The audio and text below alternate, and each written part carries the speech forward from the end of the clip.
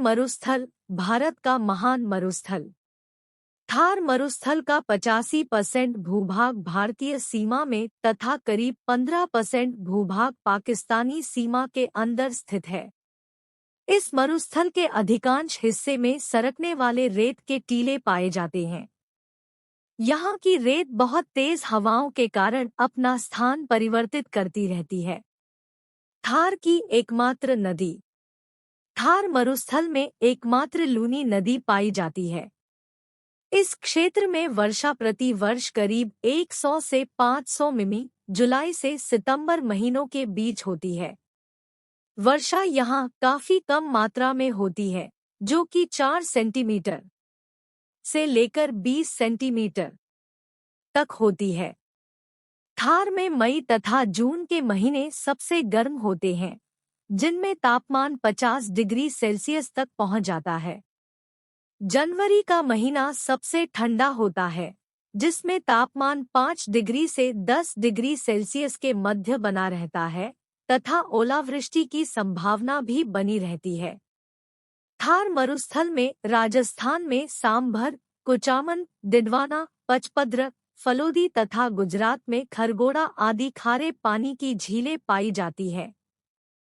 Monsoon के दौरान ये झीलें पानी का संग्रहण करती हैं तथा बाकी के वर्ष में ये जल का वाष्पन करती है।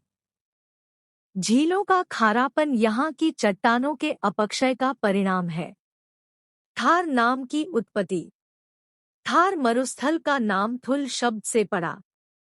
थुल का अर्थ स्थानीय भाषा में रेत के टीले होते हैं। ये टीले अलग अलग आकार और आकृति के होते हैं।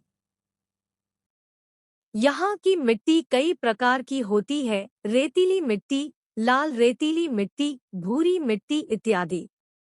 यह सभी मिट्टियाँ खुरदुरी तथा कैल्शियम युक्त होती हैं। अक्सर इन मिट्टियों के नीचे चूने की मोटी परतें जमा पाई जाती है। यह मिट्टियाँ अक्सर बंजर होती है, जिस कारण यहाँ वनस्पति नहीं उग पाती है तथा मिट्टी अक्सर अत्यधिक वायुअपर्दन के कारण रेत के साथ उड़ जाया करती है। मरुस्थल की वनस्पति घास वाली, कंटीली होती है। यहाँ के पौधे तथा वृक्ष अकाल तथा कम वर्ष में भी वृद्धि करते हैं।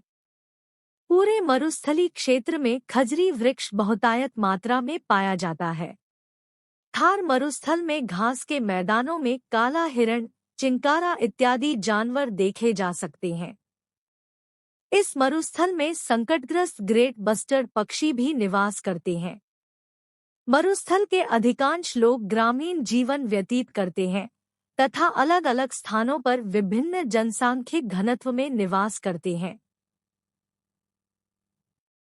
हिंदू तथा मुस्लिम दोनों ही धर्म के लोग यहाँ निवास करते हैं तथा जनसंख्या जटिल आर्थिक तथा सामाजिक समूहों में वर्गीकृत है। प्रमुख भाषाओं के तौर पर उत्तर पश्चिमी हिस्से में सिंधी, उत्तर पश्चिमी हिस्से में लाहंदा तथा पूर्वी तथा मध्य भाग में मारवाड़ी भाषा अत्यधिक प्रचलन में है। थार मरुस्थल की जातीय संरचना में भी विविधता पाई जाती है, जिनमें से सबसे प्रमुख तथा शक्तिशाली राजपूत हैं, जो सामान्यतः थार में मुख्य भाग में निवास करते हैं। इसके अतिरिक्त यहाँ पर घुमंतू प्रजातियां पशुपालन, हस्तकला तथा व्यापार के कार्यों से जुड़े रहते हैं। सामान्य रूप से ये प्रजातियां निष्क्रिय तथा गतिहीन जनजीवन तथा अर्थव्यवस्था से सहजैविक रूप से संबंध रखते हैं।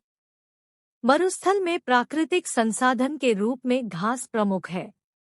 यह घास निवासियों के लिए पोषण के साधन तथा औषधि के रूप में अत्यधिक महत्व रखती है। इससे ही दवाई में प्रयुक्त होने वाले एल्कालॉइड्स अर्थात क्षाराब तथा साबुन बनाने के लिए प्रयुक्त किए गए तैलीय पदार्थ प्राप्त किए जाते हैं। थार मरुस्थल में कुछ प्रजाति के ही चौपाया जीव पाए जाते हैं, जो है थार परकर, कंकरे, भेड़, ऊंट इत्यादि। इनमें से ऊंट का प्रयोग आवागम के लिए, खेती में हल खींचने तथा अन्य कृषि कार्यों में किया जाता है। थार में जहाँ पर भी जल की कुछ उपलब्धता होती है, वहां पर कृषकों द्वारा गेहूं तथा कपास आदि की खेती की जाती है। थार मरुस्थल में जल का अभाव है, इसलिए यहाँ जब भी वर्षा होती है तो वर्षा के जल को टैंक इत्यादि में संग्रहित कर लिया जाता है, जिसका उपयोग पीने के लिए तथा घरों में किया जाता है। यहाँ पर अधिकांशतः भूमिगत जल का प्रयोग नहीं किया जा सकता, क्योंकि यह जल बहुत अधिक गहराई में होता है तथा अधिकतर यह पानी खारा होता है। कुओं तथा टैंकों के अलावा मरुस्थल में जल का प्रमुख स्रोत नहरें हैं। वर्ष 1932 में निर्मित सुक्कुर बैराज सिंधु नदी के जल द्वारा पाकिस्तान के संपूर्ण थार क्षेत्र में नहरों के द्वारा जल उपलब्ध करता है तथा सतलुज नदी का जल गंग नहर द्वारा उत्तर पश्चिमी भूभाग तक पहुंचाया जाता है। वहीं भारत के थार मरुस्थल को इंदिरा गांधी नहर द्वारा जल उपलब्ध कराया जाता है।